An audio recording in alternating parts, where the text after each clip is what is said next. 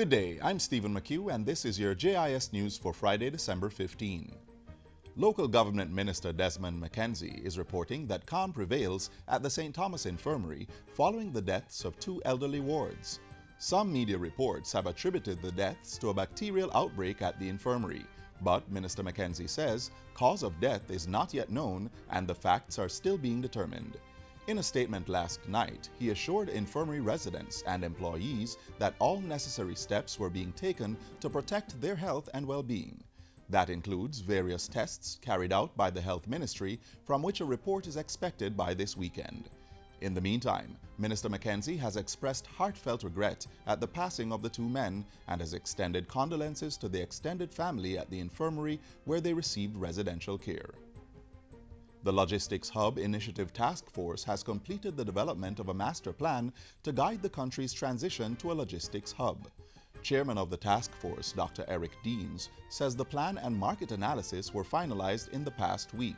We have a roadmap, or should I say, flight plan, and we are pleased to say that that 442-page report has given us a clear platform in which to become a logistics hub. Dr. Deans was speaking at the Jamaica Civil Aviation Authority's recent banquet and award ceremony in celebration of Civil Aviation Day. He said the Logistics Hub Master Plan included an action plan of 65 activities that Jamaica must perform in order for the Logistics Hub to become a reality. It will also aid in developing a national spatial plan which identifies the actual locations where the seaports, airports, and industrial zones will be located. Jamaica has again secured a place on the influential Council of the International Maritime Organization, IMO. This follows the country's successful re-election at the 30th session of the IMO's General Assembly held at its headquarters in the UK earlier this month. Jamaica secured 120 of the 159 valid votes cast in the highly competitive elections to join 19 other member states that were elected to Category C of the Council. The successful council members will serve for the 2018 to 2020 biennium. Transport and Mining Minister Mike Henry led Jamaica's delegation to the Assembly. He says the country's successful bid is timely and important to the government's overall plans to develop the seafaring industry and to position Jamaica as an integrated multimodal transport center for the world. The membership enhances Jamaica and the Caribbean region's capacity to contribute to major policy decisions, rulemaking, and development of standards. Government will be embarking on an amnesty in early 2018 aimed at regularizing the status of about 15,000 to 20,000 persons living illegally in Jamaica. National Security Minister Robert Montego made the announcement on Thursday during a swearing-in ceremony for 47 foreign nationals who have been granted Jamaican citizenship. He says the decision to grant the amnesty follows a recent submission he made to Cabinet on the matter. We have many persons who came here illegally.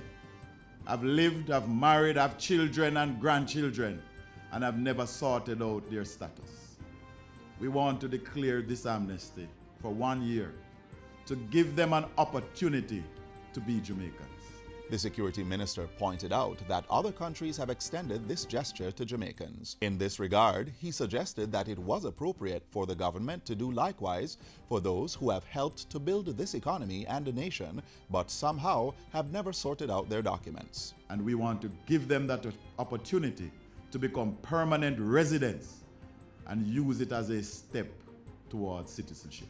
Of course, there will be eligibility requirements. And finally, Acting Assistant Commissioner of the Jamaica Fire Brigade, Emilio Ebanks, is urging householders to take steps to prevent fires by having their electrical wiring checked. Mr. Ebanks was addressing a JIS think tank on Thursday where he pointed out that over the past 3 years there had been an increase in household fires caused by defective wiring. With the festive season now underway, he says during this period there is usually an increase in electricity usage which can cause fires if any wiring is faulty. Please ensure if your house was wired and certified over 5 years ago, please ensure you get a certified and a licensed electrician to come in and do some checks just to make sure that everything is working as it should. Homeowners are also being urged to dispose of solid waste in garbage receptacles and refrain from burning items, as this too may cause fires. And that's it for JIS News Today. I'm Stephen McHugh. Thanks for watching.